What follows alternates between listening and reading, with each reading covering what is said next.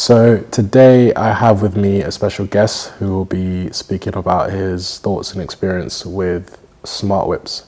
Would you like to introduce yourself? My name is Leroy Reed, And where are you from, Leroy? South London, And currently, what university do you attend? Coventry University, And what do you study? graphic design. Okay, so my first question to you is, do you know what smart whip is? Of course. Yeah? What are your thoughts on it? So laughing gas, it's pretty harmless if you do it like once a blue moon, but if you do it like consistently, then yeah, your leg's gone. So try your best not to do it a lot, and yeah, that's it.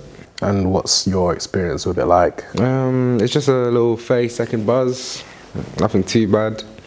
Never really had a bad trip. I don't really do it that often, so that's basically it. Okay, and do you think that it sort of affects your uni social life? Do you think that smart whip is a sort of a part of that? Nah, no way, nah, man. You just do it on your own accord? Yeah, like, yeah, if I feel in the mood, then I'll do it. If not, I won't do it. I don't understand these people that are addicted to smart whip, because That was leading on to my next point. Do you think it's a drug that's, well, I say drug, but do you think it's a substance that's easily sort of addictive, or does it just sort of depend on your sort of personal trait? yeah, personal trait. So it's not something that you think someone who's sort of just getting into it would sort of get hooked on or anything like that unless they sort of want to? Yeah, if they want to, they would get hooked on it. But I can't lie, finding a smart whip dealer and then try and buy it every week, it's just a hassle. Who can be bothered for that? So do you think it's quite hard to get a hold of the... Nah, there's stores you can buy it from, but you just need to know where it is and stuff like that. But it's still too much time and effort to like find it. Constantly have like Yeah. stock of it? No, that's understandable. Do you have any sort of advice for anyone that feels like they're sort of being pressured into doing it in, say, for example, uni students that are going out to parties and events and stuff like that, that they have friends that sort of pushing onto them, forcing onto them? Do you have any advice to them, sort of thing? I feel like if you're getting peer pressured into doing smart whips, I think you need to find better friends, because who does that sort of thing? Like, if they're your friend, like, peer pressure is the last thing that they want to do to you. So find a better friendship group. And if you do, like, if that does happen to you, then just say no. And like, if you don't want to do it, don't do it. If you want to try out for the first time, try out. If it's not for you, it's not for you. Oh, that's understandable. I think that's really good advice for most people, to be honest. It's a case of, if I feel like if you're surrounded by people that sort of already peer pressuring you into it, it's something that it's time for you to sort of reconsider your friendship groups type thing. That's understandable.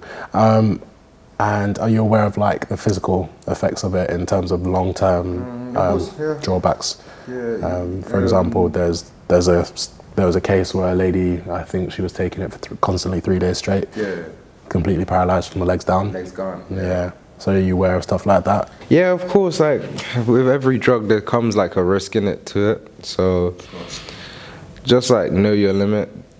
Don't do a whole bender like 3 days straight doing smart whips. Like, of course something's gonna go wrong. Like, that's common sense. You know what I'm saying? Of course. But stuff like that, does that ever scare you and draw you, like bring you back? I'm tough, man. Take you? No? Nah, I'm tough. No, you're alright with that. Yeah, but the thing is that, like I said, I'm not doing smart whips constantly for my legs to be gone. Like, I'm not that stupid. You know what I'm saying? Like, you have to use your common sense. Yeah, that's true.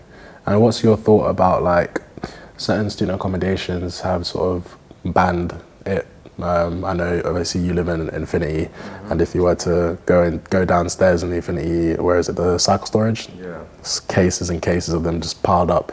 Sort of just chilling there. What do you think about obviously the accommodation sort of forcing rules and saying, okay, no, you can't have this specific substance?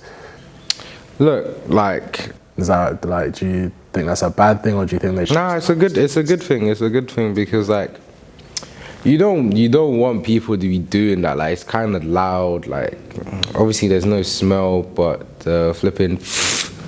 noise is really loud and shit. It is jarring, and then when you hear people huffing and puffing, like it's just like what are you doing? Like you're getting high over air. You know what I'm saying?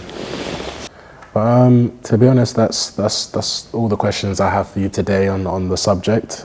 Is there anything that you want to say about it before we close?